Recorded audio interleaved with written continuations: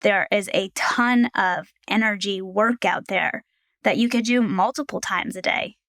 It's really resetting the body and resetting and being like taking yourself truly from your brain back into your body and breathing, or doing yoga, facilitating that mind-body connection 10 times out of 10 will always, always help you release some energy that you've taken on to be your own.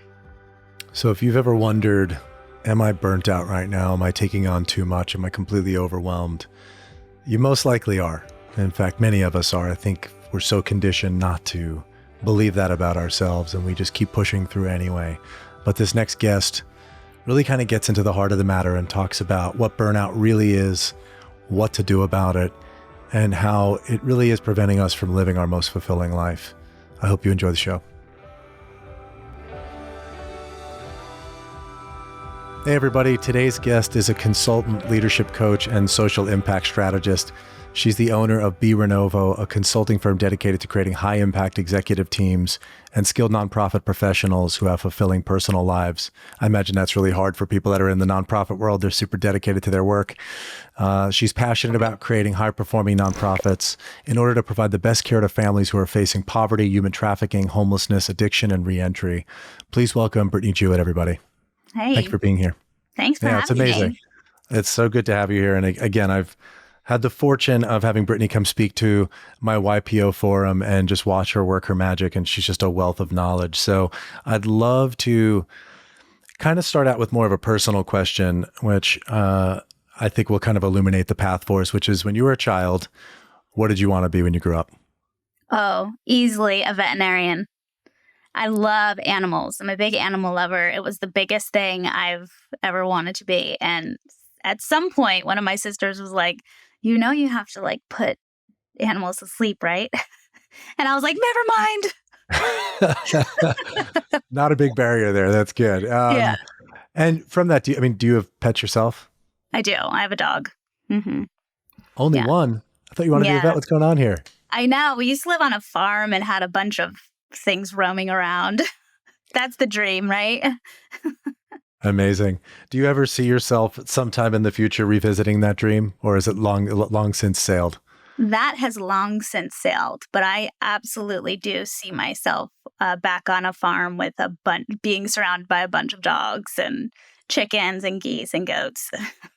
Yeah, I remember watching, there was a show, I don't remember if it was a Netflix show or something like that, but there was this guy, I guess he lived on a farm in Colorado with 4 dogs, and they had sheep, and he's like, what else is there? And I was like, he may be right. He actually may be right. All this time I'm running around New York trying to build all these things. Maybe it's the guy with the dogs and the sheep who wins. It's the farm life. Yeah. One of these days. So I'm not done with that dream yet. Maybe at some point I'll get over my need to be going 1,000,000 miles an hour and just hang out with animals. Yeah. So with all that said, clearly you have not gone in that direction, but it sounds like it's still, in many ways, helping others, whether it's helping animals or helping people. There seems like there's this desire to help that's kind of innate to who you are. Yes, it absolutely is. I've always had a really sensitive spirit, and it ended up, I was born and raised in New Jersey. So I also was like, nurtured into the go 1,000,000 miles an hour. I thought I'd be like living in New York City my whole adult life, with a 100,000% pace. But at some point I pivoted to really wanting to get to know what makes people tick, what motivates people, what makes people want to change. And that took me on a path towards social work. So I'm a licensed master level social worker. That means I'm just like a part-time associate therapist, as well as doing a lot of the consulting and leadership work that I do. And in that really just kind of prepares you and equips you to see, like, what do people really need aside from all of the assumptions that we are putting out there and putting on them? Let's like really listen and take the time to see how we can design life for somebody in a way that they can really grab hold of it, in a way that they really want. So, So what was that moment for you? Like, again, you're on the track for this, like the fast paced life in New York, New mhm, Jersey. mhm, And again, I'm going to be asking about burnout today. That's obviously the topic of the yeah, show, yeah. for selfish reasons. But like, what was that moment? Is there a particular breaking point where you were like, I just need to take a left turn here? Yeah. I wanted to be a lawyer, to like be like maybe like a civil attorney, work in social justice of some kind. And I was given loving, gentle guidance to not go that route. Like there are other routes to do that. And I pivoted and I fell in love with psychology. You know, Mm. maybe the fast uh $200,000 worth of debt is not like the direction you want to go. How far did you go down the whole law Not side of things? far. Not Okay. far. A year in my undergrad. Okay. So that Mhm. was enough to know that wasn't for you. Mm-mm. Nope. I did pre-law and it was like, no, I switched to English or I switched to psychology and I was like, oh, I love this. And Yeah. now I have to make a living. Well, it's incredible. I mean, truly, even as I'm reading, your bio, I hear this desire to help others that may not be able to help themselves. And when you spoke about being a vet, it's the same thing. Like animals Mhm. that can't help themselves. So it seems like you are the justice warrior for many of us. And kind of going into that, I'd love to learn more about just burnout especially for the types of people that are generally listening to the show. I think there's a lot of people that have spent most of their life stuffing down the pain, the discomfort, the fear, and just saying, go, go, go. There's a promised land on the other side of this. And the show really, I mean, the whole concept of the show is for most people, there is no promised land. You just do it until Mhm. you break and realize, like, wait a minute, I was chasing the impossible. Mhm. So, what exactly is burnout? How do you describe it? Because I'm not even sure I really understand it. Yeah, so there have been several definitions of burnout over the years since around 1970, but I think the biggest one that people resonate with and the research resonates with is emotional exhaustion. So it's kind of that state where you really can't give anymore. You can't have any more compassion. You're just really, really zapped. You have a hard time thinking clearly. And then that emotional exhaustion ends up manifesting in our bodies. Sometimes it will show up as digestive issues or high blood pressure, tension in our shoulders, our neck. And it really just relates to the fact that I have nothing left to give. Hmm. And so for people that you've worked with, I mean, are these the kinds of people that like, as you're talking to them, you're like, I already know you're in burnout, even if you have no idea? Is it like, it's almost visible that someone is experiencing that? Yeah. Yeah. And they usually actually say things like the promised land and like going 1,000 miles an hour. Should I let myself out? I don't know. This is getting too real. Yeah. There is usually a state of success that people are looking for, or a state of being that is not in this present moment. And that is often what I find like can cut people into two. Like there is this life that is in front of you right now that you have. Then there is this future life that you're striving to do. And this life that's in front of you, you have to find out, are there costs to it to get to that? And when I say like emotional exhaustion, it's not just at work. It's the demands of everyday life, whether it's your household chores coming in, the needs of your partner, the needs of your children, the needs of your parents. You pour all of that onto one human person. The phone's going off nonstop. And it's all combined. It's like, I have nothing left to give any of these things. So something has to not get it, all for the Mm. sake of the future. So as I'm listening to you, what's really hard for me to process in a lot of this is I imagine that many times the people that you work with are coming to you, they probably have some awareness that they have a problem. But in this case, people are listening to this show going like, I'm kind of curious to know a little bit more about burnout, but I'm not really burnt out. Like I imagine even for me, there's a little bit of denial of like, I'm a little tired, but I'm not that burnt out. So like, what is life supposed to be like? Like, I'm Yeah. actually wondering if I've just never known what it was like not to be burnt out. Yeah. Well, that's a really, really good question. And I found that a lot. I recently did another podcast with friends is talking about this term protecting your peace. And not a lot of people know what that is. Not a lot of people know what it actually feels like to experience like an inner sense of calm and alignment where you are really centered and grounded in your space. And in fact, I would say that you're seeing in like leadership terms, you're seeing a lot more articles come out saying, there's no such thing as work-life balance. There's no such thing as you can't achieve this. It's not possible. And, I can't speak for everybody, but I can say that you can tell like when you're not in alignment. That's the best way to know. You can tell when something is off and something is kind of broken within. You might not have words for it. You might not call it your inner alignment or your self-nourishment or your peace, but you can tell when you're running yourself into the ground and everybody needs more from you. Does that help? Does that make sense?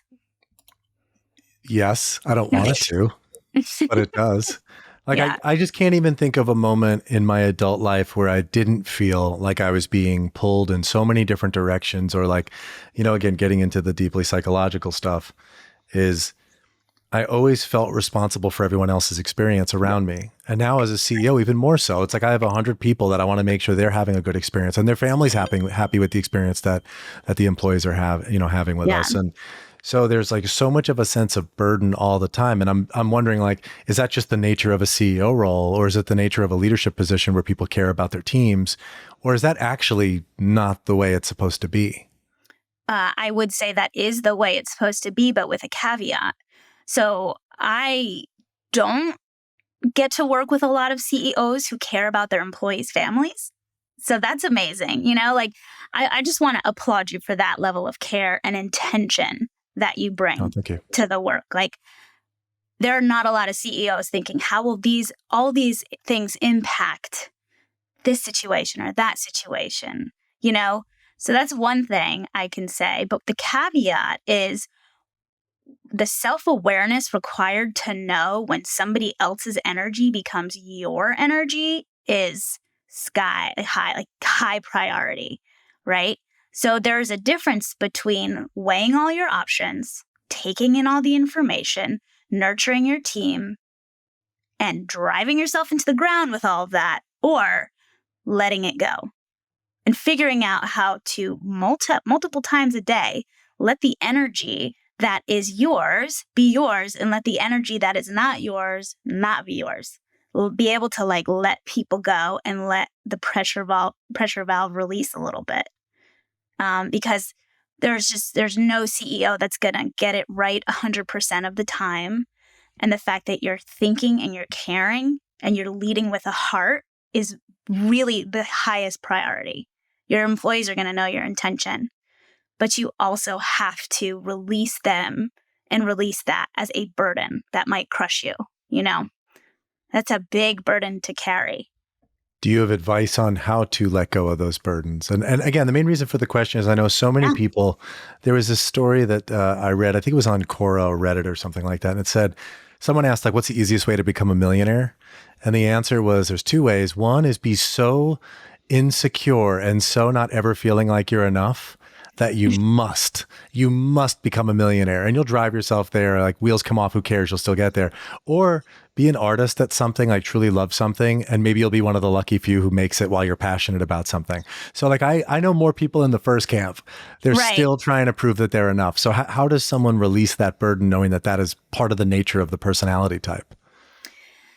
Oh, I want to answer this in two ways. I'm going to put my therapist hat on and say that is probably a deep belief of inadequacy. And I really strongly believe in therapy and helping people work through feelings of inadequacy. It comes from somewhere, right? And I heard a great quote that said, therapists make great coaches because they know where the line is. They know when you're like talking to somebody and you're like, that's a therapeutic issue, not a coaching issue. Right. So I'm not going to go into an organizational health consulting firm situation where I can see the CEO needs some really deep therapy, and I'm not going to provide that. But I will say for people who are dealing with intense feelings of inadequacy, that can be fixed. That can be healed. You can experience emotional freedom and healing, and it's a really wonderful feeling. That's the first thing. The second thing is I do like coaches, executive coaches or life coaches, because they're solutions focused and might be a nice in between with therapy. And they can ask you, this is what I asked your YPO team was, before I give you 5 hard skills of what Nick can go take away to not take on people's energies, I want to know why you do it in the first place. I want to know what you're thinking about it. And if you don't take on their energy, then what does that mean? And I want you to do some internal reflection on that. Because then you realize that where your motivation lies. And once you realize where your motivation lies, then you can change. And that's when we can get talking into that skill set, which is there is a ton of energy work out there that you could do multiple times a day. It's really resetting the body and resetting and being taking yourself truly from your brain back into your body and breathing or doing yoga, facilitating that mind-body connection 10 times out of 10 will always, always help you release some energy that you've taken on to be your own. There's a lot of loving kindness meditations, and I know this is really hard for people who don't experience a lot of gentleness toward themselves. Some of these loving kindness meditations actually encourage you to literally say the name of the thing that you're holding on to and release it and let it go. And it's a practice, but it helps. It helps over time. It's like building a muscle. Nobody's going to start a meditation practice, a guided meditation practice, and be like, wow, that was wonderful. Everyone's going, that was terrible. It doesn't make it wrong. Yeah, I mean, my personal experience in this, and again, I've done a lot of meditation, a lot of therapy, a lot of all different types of stuff, like coaching, you name it. What I found is for me, when we create more awareness, it's actually really shitty for a while because I'm like, now I feel all my feelings. I didn't want to feel all that stuff. I've spent decades stuffing that down. Now I feel it. But I guess that's when I get to work, right? Now I have the clarity to be able to do something about it. So I guess it does get better before it gets worse generally. Yeah, well, let me tell you, that is true for organizational health and leadership development. There's a ton of research out there about how teams get together. They decide they're going to do this thing together. They're going to be more transparent. They're going to do the 5 dysfunctions of a team. They're going to just really do the organizational health thing. And they start saying the things and they just start unearthing the things and they go, and they tank. And then they go, oh my gosh, this was the worst idea ever. Please go back into our offices and pretend like none of this existed. This isn't work. This is therapy. I didn't come to sign up for therapy. And it's just it's not therapy. Nobody wants you to do group therapy at work. Nobody wants your boss to be your therapist. No one wants that. But getting all the information on the table does help you make better decisions. And when you make better decisions and you have more trust and transparency and alignment, things slowly start to come back up. Then you start to perform, and then you start to get the outcomes that you're looking for. But it is a common thing. It's a common thing in couples counseling. You go to couples counseling and you think, my marriage is so much worse than it was before, until it starts getting better. Yeah, sitting with discomfort. That's a theme of what I talk about so much on this podcast because it's something I'm just terribly bad at. Yeah. I'm like, this feels not good. Let me go get into action or soothe or find some other way to deal with it. But it actually is really nice to hear that. It's nice to set that expectation of, I think I would assume most leaders of organizations, most people in general have that gut instinct of something's not right here. And I'm afraid to go and poke at anything because the narrative I grew up with was don't poke around in my mind because if you do, you're just making things worse. It's better for you to stay out of my head. And then that initial experience of these conversations validates that fear. Yeah. And it's all right, brakes on. That's why I said we weren't going to do this. But it's nice to hear. It's you just got to stick out that first part. And then the gifts come a little bit down the road. So delayed gratification for the win once again. And Nick, your team will only be as vulnerable as you are.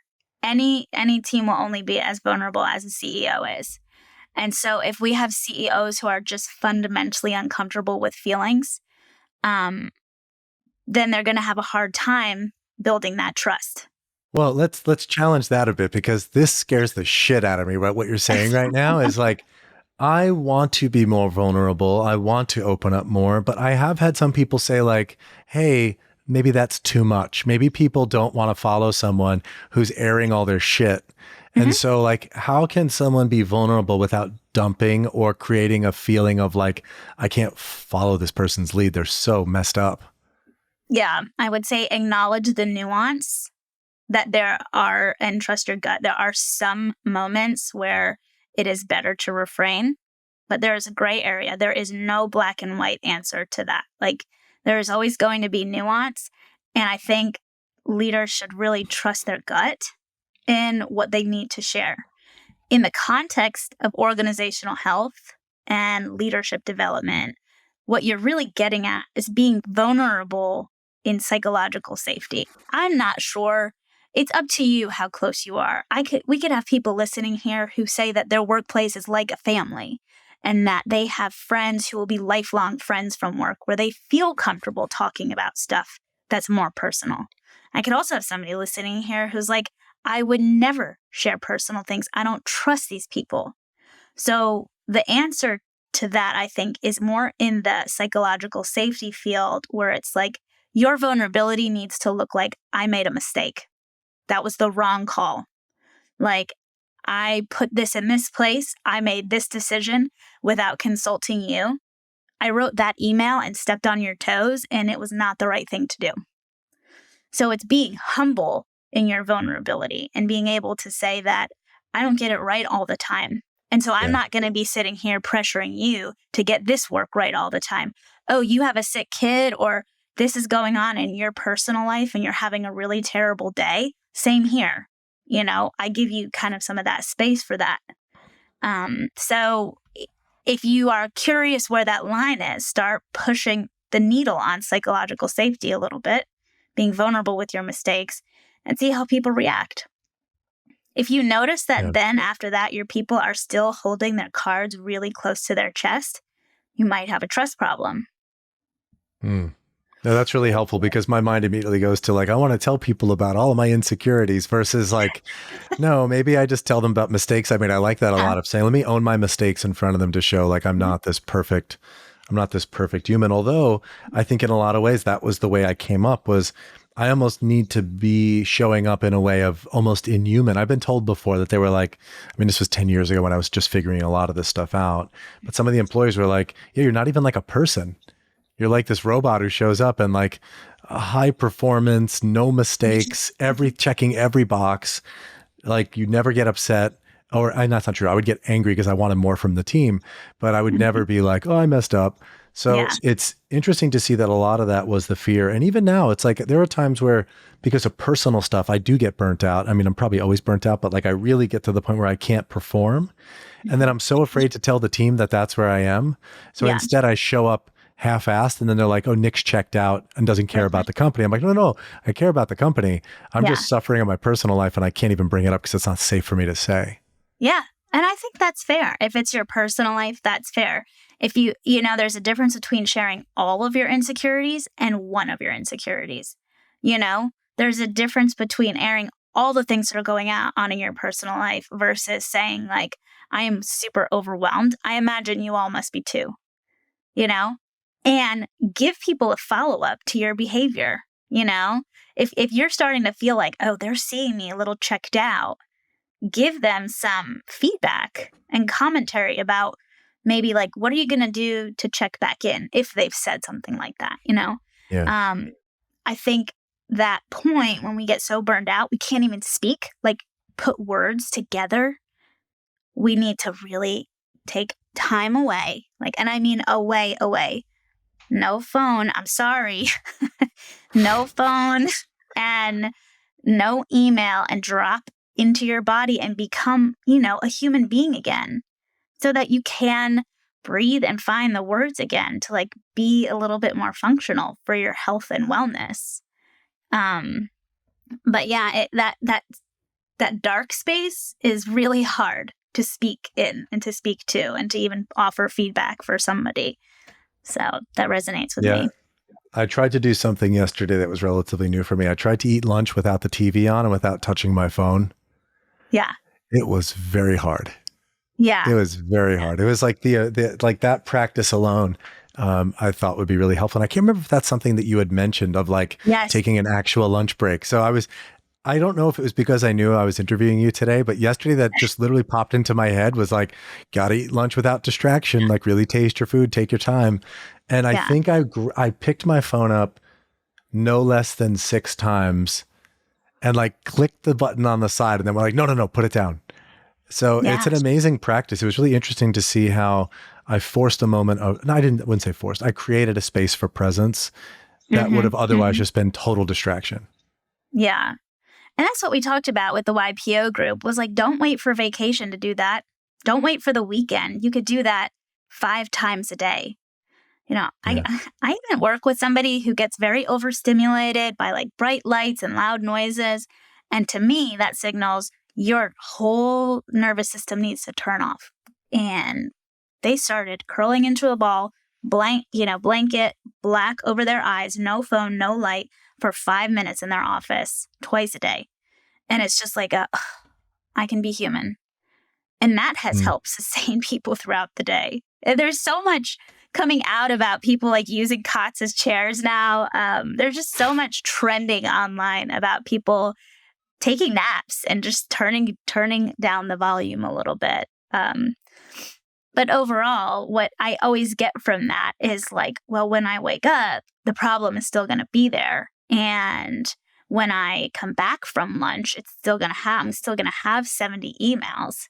Well, one thing we talk about in social work is we either change the delivery of services or the staffing. We do a lot of analysis on, can the work that we do change? Can you figure out how to cope within this environment? Or do you need to move on? And I don't think those are 3 hard and fast buckets, but that's where leadership team coaching comes in, is that I really do think leadership teams can redesign their environments in ways that help people thrive and flourish, and not run themselves into the ground. And so is that mostly, like when you look at what your company does, is it mostly working with teams or individuals? Teams. Okay. And is it, I know it's, from what I read in your bio, it's mostly focused on nonprofits. Do you do work with for-profits as well? I've done a couple of for-profit companies, yeah. And the design work that we're talking about has predominantly been with nonprofits because our work is so draining and fast. Or nonprofits, there's so many different types of nonprofits. I should say social services. But yeah, the work can be so draining, similar with healthcare environments. The go is present, but there's an issue of not being paid, like an underpayment. And for the time that you're going, and you're so tired because you're absorbing a lot of crises and a lot of other people's pain. So burnout is crazy there. And that's why redesigning things, shifting things around, looking at different sources of funding and getting really creative with how you deliver services to people is one of the primary services that we offer. Okay. And I think I told you this when we first spoke, that most aviation companies don't make money. So technically speaking, my industry is nonprofit. So I think that means my whole industry qualifies as clients of yours. Yes. And it's go. It's absorbing a lot of people's pain. Ask any flight attendant. Right. Yeah. So hopefully you could support our industry, because we really could use the balance. I think that, really, really getting to the heart of it, it's one of the hardest things about the work we do. And I don't know how much I told you about this before, but we do things like organ transport. We fly doctors to go harvest organs to save lives. And, everyone's kind of pushing the limits. They're not home for long periods of time. They're working through the middle of the night. When you're on vacation, they're working because we provide all those services. It's really been a goal of mine to say, how do we build the company that, like, we as a leadership team would actually want to work for, that really sees the value in people and doesn't just say, like, you're a pilot, you're an asset, we could drive you to the limit the way we drive the maximum hours on a plane. So I think in a lot of ways, like this is my cry for help. It's like I think our industry Yeah. has done such a terrible job of taking care of the people. And Hmm. I mean, even as we're talking, I'm like really inspired to say, how do we find more ways for someone like you to come in and support us and look at the way we do things? So I'm sure there'll be a follow up on my end of saying like, Yeah. let me show you how duty schedules work. And I'm sure there are in the medical field, it's probably the same thing. It's doctors going out to harvest organs are going for 20 hours straight, 24 Yeah. hours straight sometimes. Right. But to that end, I am curious about your company. So what does the name mean? Yeah, it's an interesting name, and I get this question a lot. It's b.Renovo. The B is for breath, and the Renovo is for renewed. It means renewal in Latin. And it Mm, is the name actually embodies the moment that we stop and like slow down enough to take a moment to center ourselves right before we start that path of renewal. And the breath is so vital to preventing and becoming resilient toward emotional exhaustion and burnout that I was like, I tried all these different ways. I was like, I need to get this in my name somehow because I think the breath is our greatest friend and it's our greatest teacher. But we always forget that there is this moment right before we decide to change that starts us on a path toward organizational health, organizational change, individual personal development, a career change. There's a moment that we have to stop and say to ourselves, this is not working. And my name honors that. And the company's name embodies that moment because we go back to that multiple times when things get really difficult as the motivation and the source that's going to keep you. Why did you start this journey in the first place, right? Why did you start change and renewal in the first place? You knew something had to change. I mean, I'm intrigued because it's also like really good timing. I just started breathwork practice and Yeah. I'm also trying to find a way for me, the breathwork practice that I'm doing is really more about getting into witness consciousness. They kept on Okay. saying like, yes, I can be in my pain, I can be in my suffering, I could be in my struggle, but if I could just create a little bit of space that I can witness myself in that pain, witness myself Mm-hmm. in that struggle, then I actually can do something about it. To say like, where is that coming from and what is causing it? So I think that's really Mm-hmm. cool that you're talking about that. I wonder, is there, Timing. for people that are curious about breath practices, and I know like meditation's been peddled at us for, a long time Forever. now, and a lot of people are not sold on it yet. What breath practices do you recommend for people that are saying, I do want to start there and I want to connect more to myself and I want to find those tools to downregulate in the moment? Is there any body of breathwork study that you recommend? I will always start with a 4-7-8. Like it's called box breathing, and I definitely know you have listeners who are like, ugh. Not 4-7-8. There's 4-7-8 and then box breathing. But um, I was one of those people, and that's why I keep commenting on it.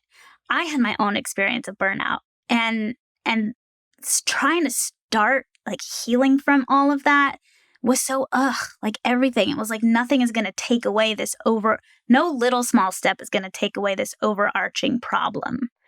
Um, but for some reason, I just kept showing up, even though it wasn't feeling like a big impact.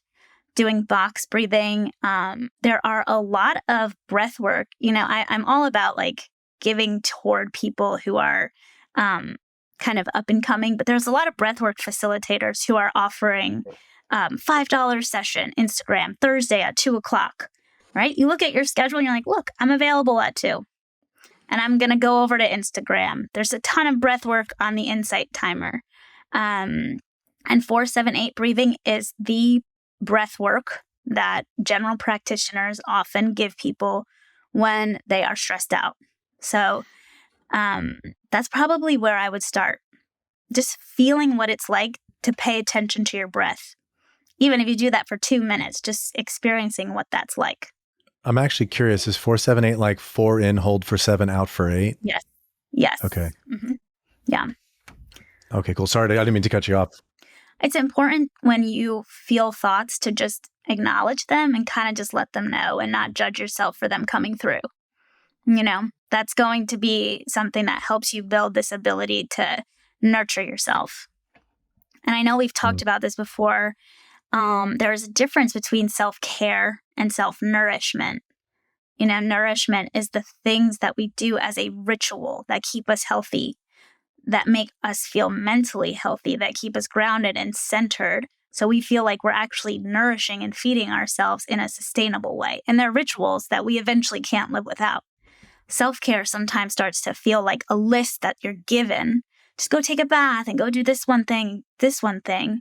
And I think when you get even more things for your list, then you become even more burdened. So starting to think of tools as a thing that you need to survive is going to be a better approach than thinking of it as something that you need to do. I remember you saying that once before, and I just couldn't really anchor that. Like on some level, if I believe it's something I need to do to survive, I'm assuming that like my motivation should be much more there of like, I have to do this today. It's not even like, it's not something that I have to like, maybe if I find time, it's like, no, I must do this because this is a survival thing. So is that really what the spirit of that is, just to raise your impetus to do so? Well, when you do it, you realize you can't live without it. And that's really what we're talking about here. Right now, we're speaking about these things theoretically as if they are on a list. But when you live them and you're in a ritual and your mindset is committed to this, like there is nothing more important in this moment than for me to stop, slow down. And whether it's for you, it's eat with nothing going on. There's nothing more important in this moment because I need this to turn the lights off and curl into a ball. Like that is what I need to be doing. When you do it, you get the fruit of it repeatedly if you do it over and over. And I think that's really the impetus is you receive from what you're pouring into yourself. And I would like to say to people that they're worth stopping and slowing down. So how does all of this relate to fulfillment? Given that I think most of the people that are driving themselves as hard as I am, when I say the promised land, that's what I'm really talking about. I'm like somewhere on the other side of me, just dragging myself across the street at 1,000,000 miles an hour. There's going to be this moment of like, I could finally breathe and it's enough. And I feel it all in my heart and everything's amazing. Or you could turn the podcast off and die right now of a heart attack. And I know that that's not, and like, you might not want to put that on, but that is really my first gut reaction is that like what we have right now is what is in front of us. And if I'm looking at Nick right now and it's like, you are a ball of stress and you are a ball of striving, everything in the future doesn't really even exist. And I'm not talking to you in a way of like, I'm kind of la-di-da person and I'm just like, go with the wind. I'm very driven and very ambitious. I do think of the future. I think of my own promised land, but I will not let it kill me. See, that's not a tool. I'm not giving you a tangible skill. That's a thought. That's my mindset. I'm not letting the future kill me. I'm not going to tear myself into knots thinking about this problem, absorbing this person's energy, taking this issue on when it's not my issue. The future really doesn't exist. And the way we think about the future and the promised land is something that we need to do some real digging on. Well, let's stay there for a second because it is something that you've done on like, I've spoken to a lot of people and I'm like, give me all the nuggets. Give me all the nuggets that I could consume and then keep running ahead while watching television. But right. It's really cool to hear you keep going back to none of this shit matters unless the mindset is right. Right. Like it really doesn't matter. Because I think in the same way, it's like, oh, you could exercise and eat well because you hate yourself.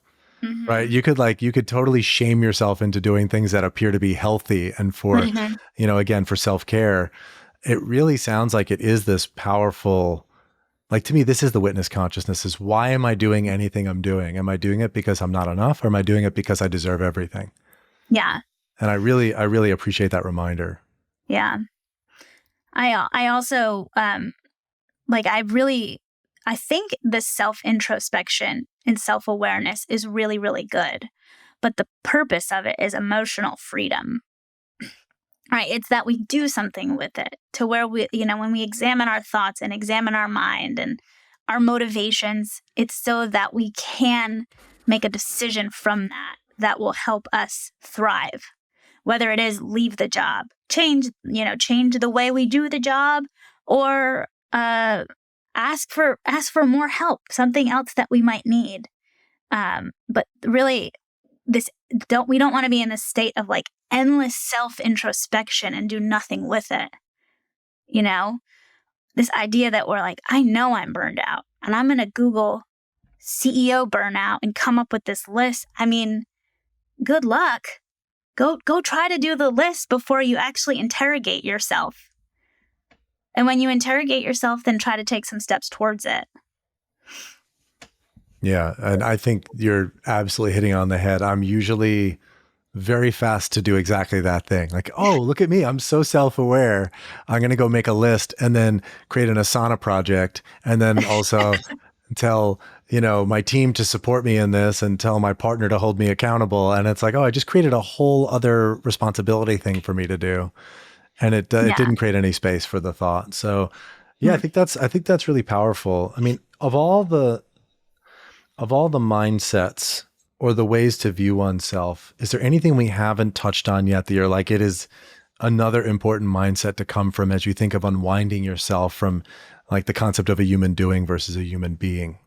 Yeah. And a human machine versus a human being. Yeah. I love that. I really think that there are some folks who can easily put a dollar amount on everything that they do. This amount of time. If I grind this hard, I won't miss this opportunity. If I connect with this person, if I do this, then my career is going to be like this. And they can put a dollar amount on everything. And I just would encourage people to put a dollar amount on your health and your emotional freedom, your mental health and your emotional freedom. There is a cost, when you don't tend to yourself, there is a cost there. You don't know where it's going to show up. You don't know when it's going to catch up to you. And it's not really I'm not sending out like a red flag doom and gloom warning, but I am saying it's something to consider how much, time with your family financially is worth and how much time with yourself personally, caring for yourself is worth. And it's very rarely factored in to our equations. Well, I feel very well sized up today. Thank you for seeing me, even if I didn't want to be seen. Thank you for being honest. Yeah, no, my pleasure. I feel like this is pointless if I'm not, right? At the end of the day, I really, I imagine there's a lot of people that experience the same stuff. And I'm always happy to throw myself under the bus anytime I get a chance. Self-love for the win. But yes. I'm curious to know as we kind of come to a close of the episode, given all that you've done, given how, you just have such a wealth of knowledge. I think anytime we've spoken, you just always have such. I love that you don't even answer my questions. You're like, that's a bad question. This is really how you should be thinking. And I know you don't say it that way. You say it with compassion, but I respect that you're like, I'm not going to take the bait. I'm actually going to answer what I think I really hear is coming up here. Mm-hmm. So, I just feel like you're so accomplished. You're helping so many people. From where you are today, what is your dream beyond? What do you wake up thinking like, I can't wait to see this happen? Oh, yeah.